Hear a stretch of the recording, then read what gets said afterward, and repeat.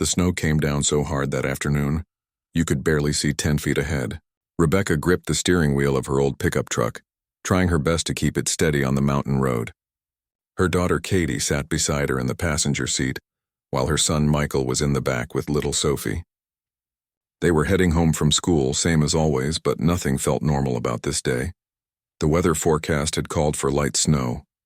Light snow. Rebecca almost laughed at the thought now. This wasn't light anything. This was the kind of storm the old folks in town would talk about for years to come. The kind that shut everything down and made people wonder if winter had come early, just to teach them a lesson about respecting the mountains. Rebecca was tired. Bone tired. The kind of tired that settles into your soul after working 2 jobs and still wondering if you'll make the mortgage payment. It had been 2 years since Tom died, and every single day felt like climbing a mountain with rocks in her pockets. But she kept climbing because that's what mothers do. That's what Tom would have wanted. Katie suddenly grabbed her arm. "Mom, stop. I saw something." Rebecca's foot hit the brake instinctively, and the truck slid a little before coming to a halt. Her heart was pounding. What did you see?" "Back there off the side of the road. I think it was a person." Michael pressed his face against the window. "Where?" "I don't see anything. I'm telling you, I saw something dark against the snow, like someone was lying there." Rebecca put the truck in reverse slowly, carefully. The road was getting worse by the minute, and she knew they needed to get home. But if Katie had seen someone, they couldn't just drive away. That wasn't who they were. That wasn't how Tom had raised their kids. They backed up about 50 yards, all of them scanning the white landscape. Then Rebecca saw it too. A dark shape, partially covered in snow, just beyond the shoulder where the old logging trail started. Her stomach dropped. "Stay in the truck," she said, reaching for the door handle. "No way," Katie said, already unbuckling her seatbelt. "If someone's out there, you'll need help getting them to the truck." Rebecca wanted to argue, but she knew her daughter was right. Katie was 14 now, strong and sensible. More sensible than Rebecca felt most days. Together they pushed through the knee-deep snow, wind cutting at their faces like tiny knives. The man was barely visible under the accumulating snow. He was lying on his side, wearing a heavy coat that had seen better days. His face was pale, lips blue. Rebecca dropped to her knees beside him, pulling off her glove to check for a pulse. It was there, faint but present. "He's alive," she called out to Katie. "Help me get him up." Getting a full-grown unconscious man through snow and into a truck is not something they teach you in any parenting class. It took both of them, with Michael jumping out to help despite being told to stay put, to half-drag, half-carry the stranger to the truck. They managed to get him into the truck bed, and Rebecca threw a tarp and some old blankets over him. It wasn't ideal, but the cab was too small for all of them, plus a grown man. Sophie started crying as soon as they got back in. "Is that man dead?" "No, baby, he's not dead," Rebecca said, turning the heat up as high as it would go. "But we need to get him home fast." The drive that normally took 20 minutes took almost an hour. The snow was relentless, and Rebecca had to stop twice when she couldn't see the road at all. Her mind was racing the whole time. Who was this man? Why was he out there alone? Should she have called for an ambulance? But she knew the answer to that last one. In this weather, help wouldn't come for hours, maybe not until tomorrow. When they finally pulled up to the ranch, the house had never looked so welcoming. The lights were on, warm and yellow against the white storm. This place had been Tom's dream. A small ranch in the mountains where they could raise their kids away from the noise of the city. He'd worked so hard to make it happen, and now Rebecca was working twice as hard just to keep it. "Michael, get the door," she shouted over the wind. "Katie, help me with him." They got the stranger inside and laid him on the couch in the living room. Up close under the lights, Rebecca could see he was older than she'd first thought. Maybe in his 60s. His face was weathered, deeply lined from sun and wind. His clothes were worn but good quality, the kind that outdoor people wore. His boots were expensive hiking boots, though they'd seen plenty of miles. "What do we do?" Katie asked, hovering nearby. Rebecca was already pulling off the man's wet coat. "We need to get these wet clothes off him and warm him up. Michael, get every blanket we have. Sophie, you stay back, okay? Go sit at the table." The man's breathing was shallow and his skin was ice cold. Rebecca had taken a first aid course years ago, but she'd never dealt with anything like this. She knew hypothermia was dangerous. She knew you had to warm people up slowly. But beyond that, she was making it up as she went along. They worked for what felt like hours. Dry clothes, blankets, heating pads, warm water bottles placed carefully around him. Rebecca made hot tea and managed to get a little between his lips, though most of it dribbled out. His fever worried her. You could feel the heat coming off him despite the hypothermia. That meant infection, probably. Night fell and the storm only got worse. The power flickered twice before finally giving up around 9 o'clock. Rebecca lit candles and got the fireplace going while the kids huddled together on the other couch. The stranger still hadn't woken up. "Mom, are we going to be okay?" Sophie asked in a small voice. Rebecca looked at her youngest daughter, then at Katie and Michael, then at the unconscious man on her couch. They had a stranger in their house. The storm had trapped them completely. The power was out. The road was impassable, and she had no idea if this man would even survive the night, but she smiled at Sophie anyway because that's what mothers do. "We're going to be fine, sweetheart. We've got each other, we've got heat, and we've got food. That's more than a lot of people have tonight." She pulled all 3 kids close. "And we did the right thing today. Your dad would be proud of you all." Through the night, Rebecca took turns with Katie keeping watch over the stranger. She checked his pulse, felt his forehead, made sure he was still breathing. Around midnight, he started to shake violently.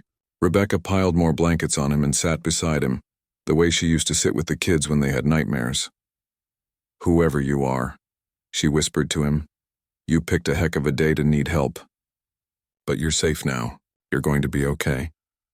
Outside, the wind howled like wolves in the darkness. Inside, the fire crackled and popped. Rebecca looked around her living room at her sleeping children and the stranger they'd saved. She thought about how fragile life was, how quickly things could change, how one moment you're driving home from school, and the next you're fighting to keep someone alive.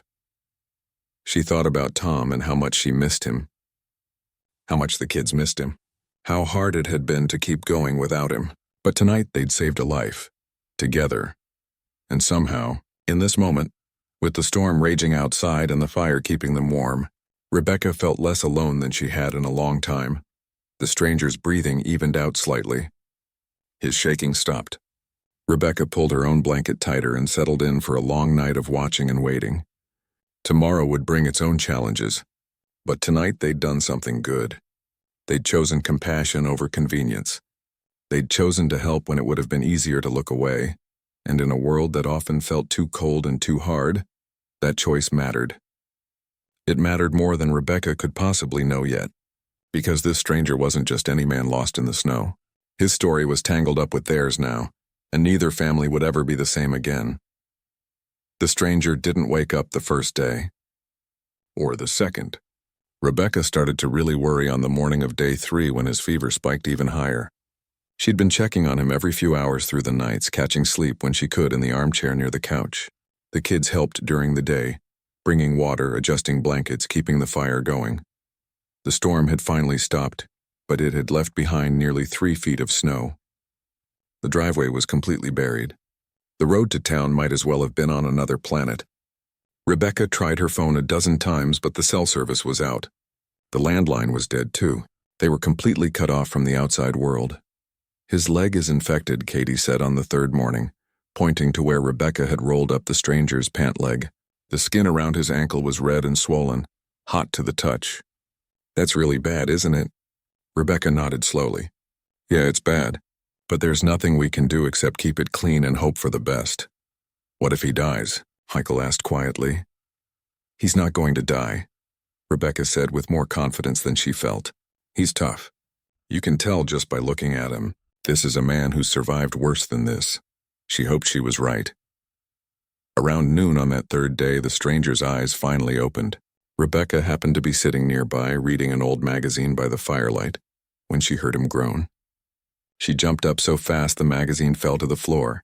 His eyes were blue, she noticed.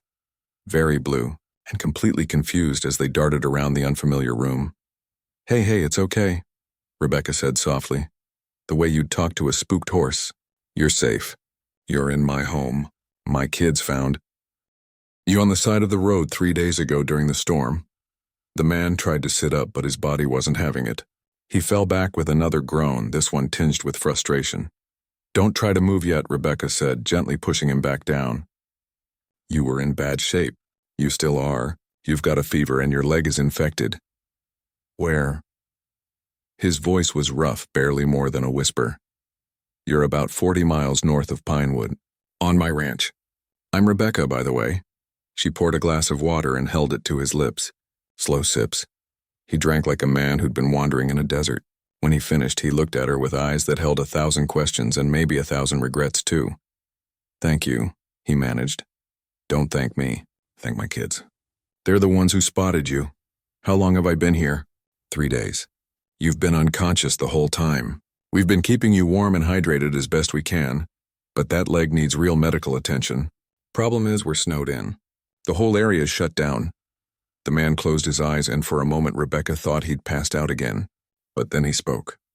I'm Jack Morrison. Nice to meet you, Jack, though I wish it was under better circumstances. Rebecca sat back down in her chair. What were you doing out there in that storm? Jack was quiet for a long moment. When he finally answered, his voice was heavy with something Rebecca recognized. Guilt, shame, the weight of things you can't undo. I live up in the mountains. Got a cabin about 8 miles from here. I was trying to get to town when the storm hit harder than expected. Fell on some ice, hurt my leg. Must have gotten turned around. He paused. Guess I'm lucky your kids came along when they did. 8 miles? You've been living up there alone? Yeah. The way he said it, that one simple word, told Rebecca not to push, not yet. So instead, she called the kids in to meet the man they'd saved. Katie came in first, trying to look casual but clearly curious. Michael was right behind her, and little Sophie peeked around the doorway, still a bit scared. This is Jack, Rebecca said. He's awake and he wanted to thank you all. Jack looked at each of the kids, and Rebecca saw his eyes get a little misty. You saved my life, he said simply. All of you. I don't know how to repay that. You don't have to repay anything, Katie said.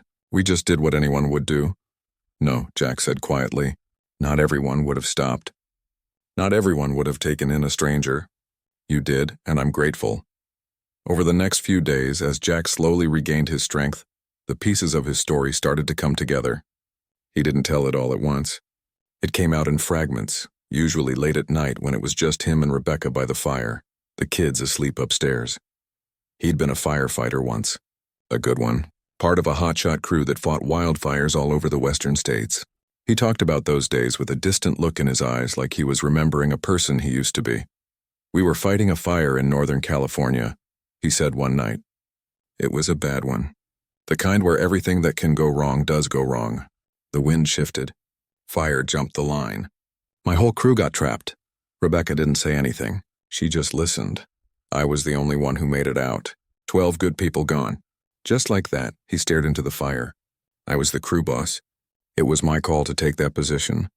My decision. And 12 families lost someone they loved because I made the wrong choice. It was an accident, Rebecca said softly.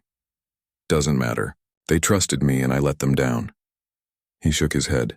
After that, I couldn't be around people anymore. Couldn't face the families, couldn't face my own family. My daughter stopped talking to me. My ex-wife told me I was destroying myself. She was right. So I came up here, to the mountains where the only person I could hurt was myself. How long have you been up there? Almost 5 years now, Rebecca tried to imagine it. 5 years alone in the mountains. 5 years of isolation and grief. That's a long time to carry something like that by yourself. It's what I deserve. No, Rebecca said firmly. It's not. What happened was a tragedy. But beating yourself up for 5 years doesn't bring anyone back. It just wastes the life you still have. Jack looked at her with surprise. You sound like you know something about that. My husband died 2 years ago. Heart attack. He was only 43. Left me with 3 kids and this ranch and more debt than I knew what to do with. Rebecca pulled her sweater tighter. For a long time I was angry. At him for leaving. At myself for not seeing the signs. At the world for being so unfair. But anger doesn't keep the lights on. It doesn't feed your kids or pay the mortgage. So I had to figure out how to keep going. That must have been hard. It still is. Every single day. But I do it anyway. She looked at him. Maybe that's what you need to figure out. Not how to punish yourself, but how to keep going. How to make what you've been through mean something. They sat in silence for a while after that, both lost in their own thoughts. The power came back on day 5. The kids cheered when the lights flickered to life. Jack insisted on getting up and moving around, though his legs still hurt him badly. He was stubborn, Rebecca noticed. the kind of stubborn that kept people alive in the mountains but also kept them from asking for help when they needed it. I should get back to my cabin, he said that evening. Check on things. Make sure the roof didn't cave in. You can barely walk, Rebecca pointed out. I'll manage. Jack, the roads aren't even plowed yet. You're not going anywhere for at least a few more days. Besides, your leg needs more time to heal. He looked like he wanted to argue, but Michael interrupted by bringing in an armload of firewood. The boy struggled with the weight, nearly dropping the whole pile. Whoa there, buddy, Jack said, moving faster than he probably should have to help. You're going to hurt yourself carrying that much at once. Here, let me show you a better way. And just like that, Jack was teaching Michael how to properly stack and carry firewood. Then he was showing Katie how to sharpen a knife correctly when he saw her struggling with one from the kitchen. Sophie brought him a puzzle she couldn't figure out, and he sat with her on the floor for an hour, helping her complete it. Rebecca watched all this from the kitchen while she made dinner, and she saw something change in Jack. Saw his shoulders relax just a little. Saw a hint of a smile when Sophie laughed. This was a man who'd forgotten how to be around people, but he was remembering now. Slowly. Carefully. Like someone learning to walk again after a long illness. That night, after the kids were in bed, Jack found Rebecca in the kitchen. She was going through a stack of bills, her calculator out, her face tight with worry. "Everything okay?" he asked. She jumped, not having heard him come in. "Yeah, fine, just bills." Jack glanced at the papers spread across the table. Even from a distance, he could see the red stamps. "Past due, final notice. How bad is it?" Rebecca thought about lying, but she was too tired for pretense. "Pretty bad. I'm 3 months behind on the mortgage. The truck needs a new transmission that I can't afford, and I just got a letter saying my hours at the diner are getting cut because business is slow." "What about the ranch? Can you sell some livestock?" "Already did. All that's left are the essentials. The animals we need to keep the place running." She rubbed her eyes. "I don't know what I'm going to do. Tom and I bought this place together. We built our whole life here. The kids grew up here. I can't lose it. But I don't know how to save it either." Jack was quiet for a moment. Then he said, "Let me help." "Jack, you don't have to." "I know I don't have to. I want to. You saved my life. The least I can do is help out around here while I'm recovering. I can fix things. I used to be pretty handy. I can't pay you. I don't want money. I want to feel useful again. Let me do this." Rebecca looked at this mountain man standing in her kitchen offering to help a stranger because she'd helped him first. And she thought about pride and practicality, about how sometimes you have to accept help even when everything in you wants to handle things alone. "Okay," she said finally, "but just until you're well enough to go back to your cabin. Deal?" "Deal." Neither of them knew it then, but this deal would change everything. Jack started working around the ranch the very next morning, despite Rebecca's protests that he should rest. She found him in the barn at 7, already examining the tractor that had been giving her trouble for months. "You know anything about engines?" she asked from the doorway. "Enough to be dangerous," he said with a slight smile. "This thing sounds like it's got a timing issue. When's the last time it was serviced?" Rebecca laughed, but there wasn't much humor in it. "About 2 years ago, right before Tom died. There hasn't been money for maintenance since then. Mind if I take a look? Be my guest.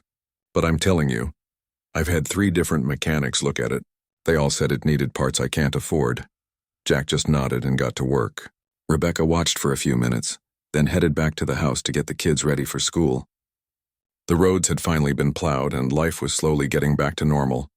Well, as normal as life could be with a mountain man living in your barn. When she came back out an hour later to drive the kids to the bus stop, she heard the tractor running. Actually running.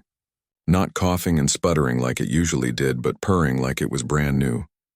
Jack was wiping his hands on an old rag, looking satisfied. "Wasn't the timing after all. Your fuel line had a crack in it. I patched it. With some stuff I found in your workshop. It'll hold for now, but you'll want to replace it properly when you get a chance." Rebecca just stared at him. "How did you?" "Told you I was handy." Over the next few weeks, Jack fixed more things around the ranch than Rebecca even knew were broken. The leaky roof in the barn, the fence that kept falling over, the water heater that took forever to warm up, the door on the chicken coop that wouldn't close right. He worked quietly, steadily, asking for nothing in return. Michael started following him around like a shadow. The boy was hungry for male attention. Rebecca realized with a pang of guilt. She'd been so focused on survival that she hadn't noticed how much her son needed this. Jack didn't seem to mind. He explained what he was doing as he worked, teaching Michael how to use tools properly, how to measure twice and cut once, how to respect the work. "Your dad must have been a good man," Jack said to Michael one afternoon while they were replacing boards in the barn. "He built this place well. Good bones. Just needs some love." "I don't remember him that much anymore," Michael admitted quietly. "I mean, I remember some stuff, but it's getting fuzzy." "How old were you when he died?" 9. Jack hammered in a nail with more force than necessary. "That's a tough age to lose your dad. But you know what? The important stuff doesn't fade. The way he made you feel, the things he taught you, the kind of man he was, that stays with you. That becomes part of who you are." Michael was quiet for a moment. "Did you have a dad?" "Yeah, he died when I was about your age too." "Did you forget him?" "No, I remember him every day." Jack set down his hammer and looked at the boy. "And I bet your dad is proud of you. Taking care of your mom and sisters the way you do. Being strong when things are hard. That's the kind of man he raised." Michael nodded, blinking fast. Jack pretended not to notice the tears and handed him another board to hold. Katie was more skeptical of Jack. She watched him with careful eyes, protective of her mother and suspicious of strangers. One evening, she cornered him in the kitchen while he was washing up after dinner. "Why are you really here?" she asked bluntly. Jack didn't pretend to misunderstand. "Your mom saved my life. I'm repaying the favor. By fixing stuff? That seems like a lot of work just to say thanks." "Maybe. Or maybe I needed a place to be useful again." He dried his hands and looked at her directly. "You don't trust me, I get it. You're looking out for your family. That's smart. But I promise you, I'm not here to cause problems. I'm just trying to help while I figure out what comes next." "What does come next? Are you going back to your cabin?" "Honestly, I don't know anymore." Jack leaned against the counter. "That cabin was a place to hide from the world. But maybe I've been hiding long enough." "Mom talks about you," Katie said. "At night when she thinks we're asleep. She talks to herself about how you're different than she expected, how you're helping more than anyone has since Dad died. Your mom is a remarkable woman. She's carrying a heavy load, I know. That's why I don't want anyone making it heavier." Katie crossed her arms. "If you hurt her, you'll have to deal with me." Jack couldn't help but smile. "Fair enough, but I promise you that's the last thing I want to do." Little Sophie, on the other hand, had decided Jack was her new best friend. She brought him rocks she found, showed him her drawings, asked him endless questions about living in the mountains. Did he see bears? Yes. Were they scary? Sometimes. Did he get lonely? He didn't answer that one. One Saturday morning, Sophie dragged Jack outside to build a snowman. Rebecca watched from the kitchen window as this gruff mountain man patiently helped her daughter roll snowballs and stack them up. He put his own hat on the snowman's head and made Sophie laugh by doing a silly dance around it. "He's good with them," Rebecca said to herself. "Yeah, he is," Katie said from behind her. Rebecca jumped. She hadn't realized her daughter was there. "I still don't completely trust him, but I can admit when I'm wrong about something. Maybe he's okay. High praise from you." Katie shrugged. "He fixed the barn roof without being asked. And he's teaching Michael how to be responsible. And Mom, you smile more when he's around." "I do not." "Yes, you do. It's okay. You're allowed to be happy." Rebecca didn't know what to say to that, so she changed the subject. But Katie's words stuck with her for the rest of the day. The truth was, having Jack around had changed things. The ranch felt less like a burden and more like a home again. There was laughter at dinner. The kids had someone to talk to besides her, and yes, maybe she did smile more. Maybe she did look forward to their late-night conversations by the fire. Maybe she did notice the way his eyes crinkled when he laughed, or how patient he was with the kids, or how he never made her feel weak for needing help. But she also knew Jack was running from something. She could see it in the way he sometimes got quiet and distant, staring at nothing. She could hear it in the nightmares that woke him up some nights, when he'd pace the barn until dawn. Whatever demons had driven him into those mountains weren't gone. They were just sleeping. One evening, about a month after Jack had arrived, Rebecca found him in the workshop looking at an old photograph. He quickly put it away when he saw her, but not before she glimpsed it. A group of people in firefighter gear, all smiling at the camera. "Your crew?" she asked gently. Jack nodded. That was taken 2 days before the fire. We'd just finished a training exercise. Everyone was tired but happy. We felt invincible. He sat down on a workbench. That's Martinez on the left. He had 3 kids. William's next to him. He was getting married that fall. Thompson was the youngest, only 23 years old. You don't have to tell me this if you don't want to. Maybe I need to. Jack took a breath. They trusted me. I was the boss. When the fire changed direction, I made the call to hold our position instead of retreating. I thought we could control it. I was wrong. The wind shifted faster than anyone predicted. The fire jumped our line. We ran, but the smoke was too thick. They got disoriented, went the wrong way. I was the only one who made it to the safety zone. Rebecca sat down beside him. That must have been horrible. It was, but what came after was worse. The investigations, the hearings, the families asking me why their loved ones didn't come home. I didn't have a good answer. I made a judgment call based on experience and information I had at the time. It was the wrong call and people died because of it. But it wasn't malicious. It wasn't negligent. It was a split-second decision in a dangerous situation. Tell that to the families. Tell that to Martinez's kids who don't have a father anymore. Jack's voice cracked. I tried. I went to every funeral. I talked to every family. Some understood. Some forgave me. But I couldn't forgive myself, so I left. Walked away from my job, my family, everything. Came up here where I couldn't hurt anyone else. Jack hiding in the mountains doesn't honor their memory. Living does. Helping people does. Being there for others does. Rebecca put her hand on his arm. You made a mistake. A terrible one with awful consequences. But you're a good person. I see it in how you treat my kids. In how you've helped us without asking for anything in return. In how you take responsibility instead of making excuses. You don't understand. I understand loss. I understand guilt. When Tom died, I felt like I should have seen it coming. He'd complained about chest pain the week before, but we were both so busy with the ranch and the kids. I told him it was probably indigestion. I told him to take some medicine and rest. I didn't make him go to the doctor. And then one day he just collapsed in the barn, and by the time the ambulance came, it was too late. Jack looked at her with surprise. You never told me that. Because I was ashamed. Because I blamed myself. Because for months I thought if I'd just insisted he see a doctor, he'd still be alive. But my guilt doesn't bring him back. And your guilt doesn't bring your crew back. All we can do is keep living and try to make our time here count for something. They sat in silence for a while, 2 people carrying heavy burdens, finding comfort in shared understanding. I got a letter today, Jack said eventually. From my daughter.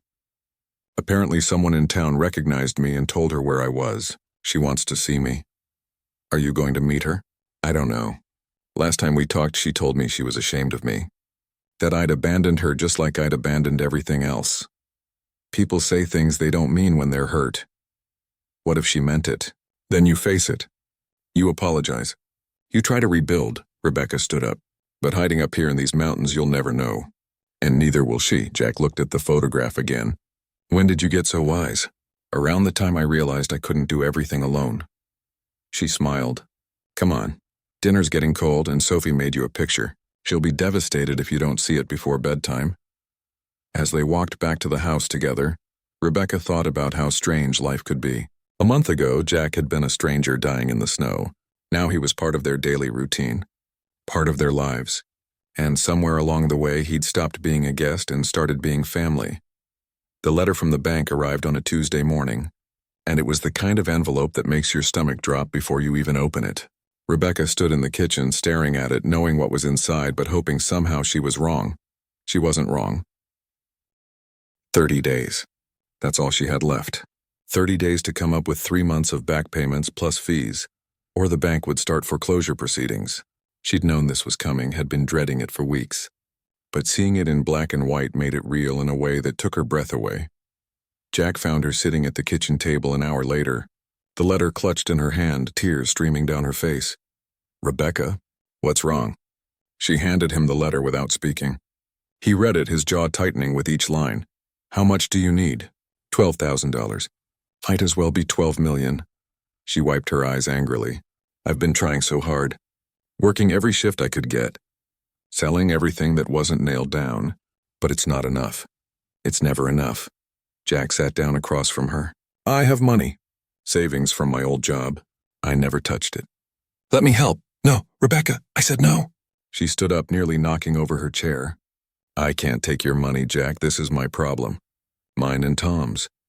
We bought this place, we took on this debt, and I have to figure out how to fix it. Why? Why does it have to be all on you? Jack stood too. You saved my life. Let me help save your home. It's not the same thing, isn't it? You saw someone who needed help and you didn't hesitate. You took me in, a complete stranger, and you cared for me. You gave me a place to heal, a purpose again. And now you're in trouble and you won't let me do the same for you. It's different. How? How is it different? Because I'm already too dependent on you. The words burst out of her before she could stop them. You fix everything around here. You help with the kids. You make things easier. And what happens when you leave? What happens when you go back to your cabin or back to your old life? We'll have gotten used to having you here and then you'll be gone and it'll be even harder than before. Jack looked like she'd slapped him. Is that what you think? That I'm just going to leave? Aren't you? You said yourself you don't know what comes next. You've been hiding in the mountains for 5 years, Jack. You can't tell me you plan to stay here forever. Maybe I do. Don't say that. Don't say things you don't mean just to make me feel better. I'm not. Jack moved closer to her. Rebecca, I came down from that mountain planning to die. I'd given up on everything. And then your kids found me. And you brought me into your home, and for the first time in 5 years I felt like maybe I had a reason to keep going. Maybe I had something to offer the world again. Rebecca shook her head, fresh tears falling. You can't put that on me. I can't be responsible for giving your life meaning. You're not. You just reminded me that I could still be useful, still be good for something besides guilt and regret. He paused. And maybe I reminded you that you don't have to carry everything alone. The fight went out of Rebecca all at once. She sank back into her chair. I'm so tired, Jack. I'm so tired of struggling and failing and trying to be strong for everyone. This ranch was Tom's dream and I'm watching it die and I don't know how to stop it. Then let me help, not because you owe me anything, but because that's what people do. They help each other. Before Rebecca could answer, the door burst open and Michael ran in, his face flushed with panic. Mom, there's smoke. They all rushed outside and looked toward the valley. Sure enough, a thick column of smoke was rising in the distance, dark and ominous against the blue sky. That's coming from the direction of town, Jack said, his voice changing, becoming sharper, more focused. That's a wildfire. Rebecca's blood went cold. In December? The snow melted fast this week. Everything's dried out. And with these winds, Jack was already moving toward his truck. I need to get down there. Jack, wait! But he was already in the truck, engine roaring to life. Rebecca jumped in the passenger side before he could argue. Katie! She yelled. Watch your brother and sister. Don't leave the house. They drove toward town in tense silence, the smoke growing thicker as they got closer. When they reached the main road, they saw it. Flames eating through the dry forest, moving faster than seemed possible. The wind was pushing it straight toward Pinewood and beyond that, toward the ranches scattered in the hills. Toward Rebecca's home. Fire trucks and volunteer firefighters were already there, but Rebecca could tell they were overwhelmed. This wasn't a small brush fire. This was the kind of fire that destroyed everything in its path. Jack jumped out of the truck and immediately started talking to the fire chief, a heavy-set man who looked exhausted and terrified at the same time. Rebecca watched as Jack transformed before her eyes. The quiet mountain man disappeared, replaced by someone confident and commanding. Who's running the containment strategy? Jack asked. I am, the fire chief said. And we're losing. We can't get ahead of it. How many people do you have? 20 volunteers, 3 engines, 1 tanker. It's not enough. It's what you've got.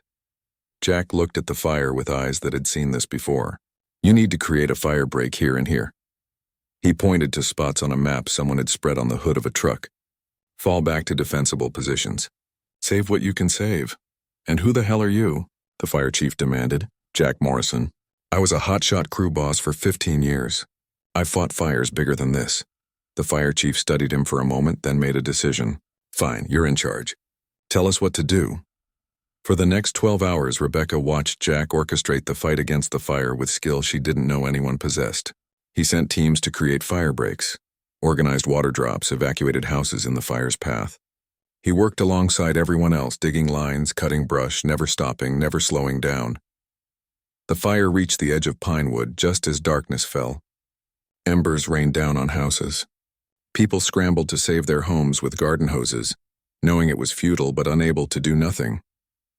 Rebecca found herself on a roof with a hose, spraying water on hot spots while Jack directed operations below. At some point in the night, Rebecca realized the wind had changed. The fire was turning, moving away from town back toward already burned areas. Jack had somehow managed to steer it.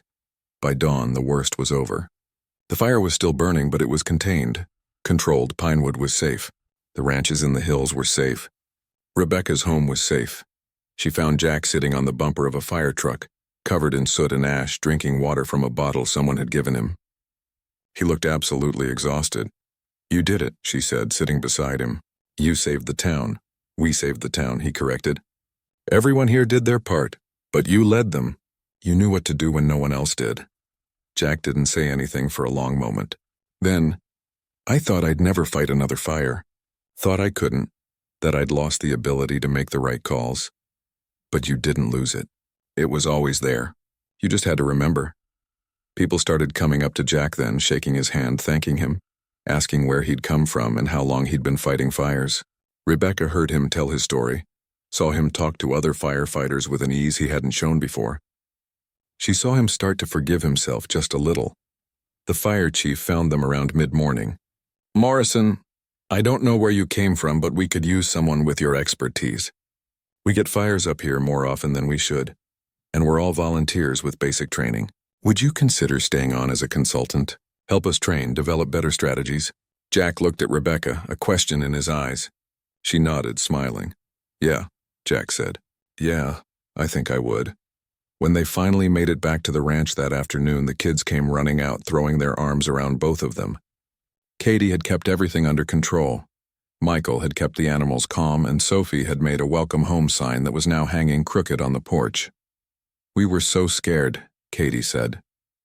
"We could see the smoke from here." "We're okay," Rebecca assured her. "We're all okay. And Jack saved the town." "Really?" Michael looked at Jack with new respect. "That's so cool." Jack ruffled his hair. "It wasn't just me. Your mom helped too, and about 20 other people who worked all night." That evening, after the kids were in bed, Rebecca and Jack sat on the porch watching the distant glow of the fire's remains. It was still burning in places, but it was no longer a threat. "I've been thinking," Jack said, "about what you said earlier. About me leaving." Rebecca's heart clenched. "Jack, let me finish." He turned to look at her. "You're right that I don't know what comes next. But I know what I want it to be. I want to take that job with the fire department. I want to stay in this area, help keep people safe, and I want to help you save this ranch. Jack, I told you, I know what you told me, but here's what I'm proposing. Not a loan, not charity. A partnership. I help you pay off the mortgage, I help run this place, and in return I get a place to live, a purpose, and..." He hesitated. "And maybe a family again, if you'll have me." Rebecca felt tears prick her eyes again, but these were different tears. "You mean that? You really want to stay?" "I mean it. These past weeks with you and the kids, it's the most alive I've felt in 5 years. I don't want to go back to that cabin. I don't want to be alone anymore. I want to be here with all of you if you'll let me. The kids would love that. They've gotten so attached to you. And what about you? What do you want?" Rebecca looked at this man who'd come into her life as a stranger dying in the snow and had become so much more. Someone who'd helped her shoulder the burden she'd been carrying alone. Someone who'd made her laugh again, made her feel less lonely, made her believe that maybe the future didn't have to be so hard. "I want you to stay," she said simply. Jack smiled, and Rebecca realized it was the first real, genuine smile she'd seen from him. "Then I'll stay." They sat in comfortable silence for a while, watching the stars come out. Tomorrow would bring new challenges. There would be paperwork for the partnership, explanations to give the kids, plans to make for the future. But tonight, for the first time in a long time, Rebecca felt hope. Real, solid hope. Jack had saved their town, and in doing so, he'd saved himself too. Sometimes that's how healing worked. You helped others, and in the process, you found your way back to being whole. And sometimes, when you least expected it, the person you saved ended up saving you right back. The story of Jack Morrison saving Pinewood spread through the county like wildfire itself. By the end of the week, Reporters from the local news were calling. They wanted to interview the mysterious mountain man who'd appeared out of nowhere and led the fight against the flames with the expertise of a seasoned professional. Jack didn't want the attention. He'd spent 5 years avoiding people, avoiding questions, avoiding the world. But the fire chief convinced him that doing one interview might help with recruitment and funding for the volunteer fire department. So he agreed, reluctantly. Rebecca watched the interview on the local news that evening with the kids gathered around. The reporter asked Jack about his background, and he told the truth. About his career as a hotshot firefighter. About the tragedy that had driven him into isolation. About how a family had saved his life and given him a reason to come back to the world. "I made mistakes that cost lives," Jack said on camera, his voice steady, but full of emotion. "And I ran from that instead of facing it. But you can't heal if you're hiding. You can't make things right if you're not there to try. These past weeks I've learned that sometimes the way forward is to let people help you, to be part of something bigger than your own pain." Katie wiped her eyes. Michael sat perfectly still, absorbing every word. Sophie climbed onto the couch next to Rebecca and whispered, "Jack's a hero." "Yes, he is," Rebecca agreed. What Rebecca didn't expect was the phone call that came the next morning. A woman's voice, nervous and emotional. "Is this Rebecca Mitchell?" "I'm calling about Jack Morrison. I saw him on the news last night. I'm his daughter, and I need to talk to him." Rebecca's hand trembled as she passed the phone to Jack. She saw the color drain from his face when she mouthed who it was. He took the phone and walked outside, and Rebecca respected his privacy by not following. He was gone for over an hour. When he came back inside, his eyes were red. "She's coming here," he said quietly. "Tomorrow? She wants to see me. That's good, isn't it?" "I don't know. She said she's been looking for me for 2 years. Said she was angry when I left, but after some time passed, she just wanted her dad back. And then I disappeared completely, and she thought maybe I was dead." Jack sat down heavily at the kitchen table. "What if she hates me when she sees me? What if I've been gone too long? Then you deal with it." "But Jack, she's coming. She saw you on TV and called within 12 hours. That tells me she doesn't hate you. She's scared probably. Hurt, definitely. But she's giving you a chance. I don't deserve it, maybe not. But she's offering it anyway. Don't waste it." Jack's daughter arrived the next afternoon in a small blue car.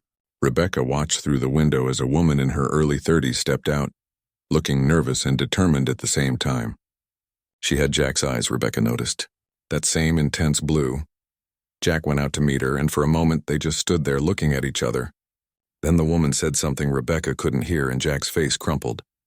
He opened his arms, and his daughter walked into them, and they both started crying. Rebecca turned away to give them privacy, her own eyes misty. The kids had been watching too. "Is that Jack's daughter?" Sophie asked. "Yes, honey." "Is he going to leave with her?" Rebecca's heart clenched. She hadn't let herself think about that. "I don't know," but Jack didn't leave. He and his daughter, whose name was Amanda, spent hours talking on the porch. Rebecca could see them through the window, heads bent together, both of them crying at times, sometimes laughing. It looked like healing. It looked like a bridge being rebuilt one word at a time. Amanda came inside for dinner at Jack's insistence. She was quiet at first, clearly overwhelmed by the whole family situation. But Sophie broke the ice by asking her if she wanted to see her rock collection. Before long, Amanda was laughing at Sophie's enthusiasm and asking Michael about school, and complimenting Katie's cooking skills. "Thank you," Amanda said to Rebecca as she was leaving that night, "for taking care of my dad. When I saw him on TV, I couldn't believe it was really him. He looked alive again, and now I see why. You all gave him something to come back for." "He gave us something too," Rebecca said. "More than he probably realizes." Amanda hugged her, surprising them both. "I'd like to come back and visit if that's okay. I want to get to know him again, and it seems like you're part of his life now. You're welcome anytime." After Amanda left, Jack found Rebecca in the kitchen. "She forgave me," he said, his voice full of wonder. "I don't know why, but she did. Because she loves you. And because forgiveness isn't about what people deserve. It's about letting go of anger so you can move forward. She wants me to meet her kids. I'm a grandfather, and I didn't even know. 2 boys, ages 5 and 7. She showed me pictures." Jack's voice cracked. "I've missed so much, so don't miss any more. Be there now. That's what matters." The next week brought another surprise. The local news interview had caught the attention of one of the families from Jack's old crew. The widow of Martinez, the firefighter with 3 kids, reached out through the fire department. She wanted to talk to Jack. Jack was terrified. "I can't face her, Rebecca. I can't look her in the eye and explain why her husband is dead and I'm still here." "Then don't explain. Just listen. Let her say what she needs to say." The meeting happened at a coffee shop in town. Rebecca drove Jack there but waited in the truck, ready to be there if he needed her. She watched through the window as a woman about her age approached Jack's table. They talked for a long time. At one point, the woman reached across the table and took Jack's hand. She was crying, but she was smiling too. When Jack came back to the truck, he looked like a weight had been lifted from his shoulders. She said she never blamed me, said her husband loved his job, loved the crew, and would never have wanted me to destroy myself over what happened. She said she's been worried about me for years, that all the families have been worried about me. They tried to find me, but I disappeared too completely. What else did she say? That Martinez would kick my ass if he knew I'd been hiding in the mountains feeling sorry for myself. Jack laughed, but it turned into a sob. She said he'd want me to live. To really live, not just exist. To honor their memory by being the best version of myself I could be. She sounds like a wise woman. She gave me something.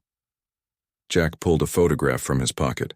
It was the crew photo, but this copy had a message written on the back. Rebecca read it. "Live enough for all of us. That's how you honor them." Meanwhile, the community was organizing something. Rebecca didn't know about it until the fire chief called and asked if he could bring some people by the ranch on Saturday. When she asked why, he just said it was a surprise. Saturday came, and with it came half the town. Trucks and cars lined up on the road, people carrying tools and materials. The fire chief stood on the porch and announced that they'd heard about Rebecca's financial troubles and wanted to help. They'd organized a workday and a fundraiser to help save the ranch. "You opened your home to a stranger and saved his life," the chief said. "And that stranger saved our town. We take care of our own here, and you're one of us now." Rebecca started crying. She couldn't help it. Jack put his arm around her shoulders as the crowd cheered. They worked all day, fixing things that had been broken for years, painting buildings, repairing fences, improving irrigation systems. Someone had donated a new transmission for the truck, and a group of mechanics installed it right there in the driveway. The women set up tables with food and drinks. Kids played in the yard while their parents worked. At the end of the day, the fire chief handed Rebecca an envelope. Inside was a check from the fundraiser. It was enough to cover the back mortgage payments and have money left over for repairs and improvements. "I can't accept this," Rebecca said, overwhelmed. "You can, and you will," the chief said firmly. "This community doesn't forget when someone helps us, and you and Jack helped us all." That night, after everyone had left and the kids were asleep, Rebecca and Jack sat on the porch in the cool evening air. The ranch looked better than it had in years. The mortgage was paid. The truck was fixed. They had food in the pantry and money in the bank. It felt like a miracle. "I keep thinking this is a dream," Rebecca said, "that I'm going to wake up and everything will be back to how it was. Struggling and alone and barely holding on. It's not a dream. It's real. All of it." Jack took her hand. "You know what I realized today? I spent 5 years punishing myself.